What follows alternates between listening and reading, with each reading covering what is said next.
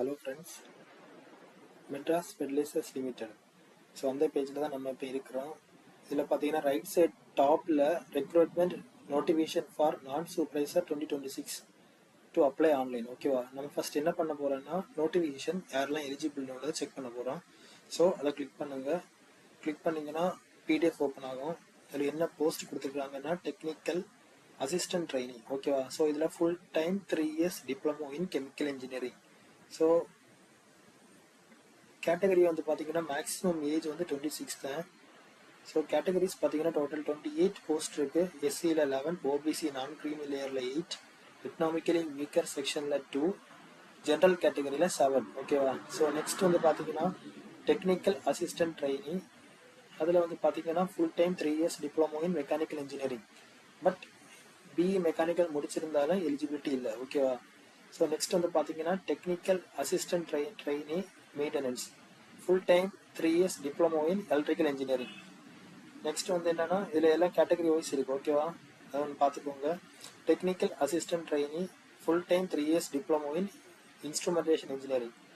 Technical rigger SSLC with 3 years experience in rigging.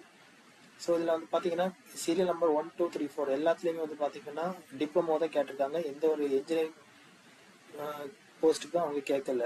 Next வந்து பார்த்தீங்கன்னா டெக்னிக்கலுக்கு மட்டும் எஸ்எஸ்எல்சி கேட்டிருக்கிறாங்க. நெக்ஸ்ட் வந்து technician welder full time ITI with SSLC. Next வந்து senior secretary cum assistant full time degree with English typewriting lower grade, English shorthand lower grade and MS office.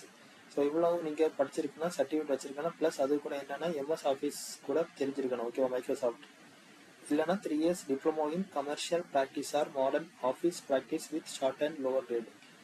இதில் வந்து நீ என்ன பண்ண போறான்னா ஏஜ் வந்து பார்த்தீங்கன்னா எஸ்சி எஸ்டி 5 years வந்து ஏஜ் ரிலாக்ஸேஷன் கொடுத்துருக்காங்க. ஓபிசிக்கு வந்து 3 years, பிடபிள்யூடி வந்து 10 years for general, 13 years for OBC and 15 years for SC ST. So qualification எல்லாமே கொடுத்துருக்காங்க. அதாவது பார்த்தீங்களா எலிஜிபிள் டிப்ளமோ டிசிப்ளின்ஸ் மட்டும்தான் கொடுத்துருக்காங்க.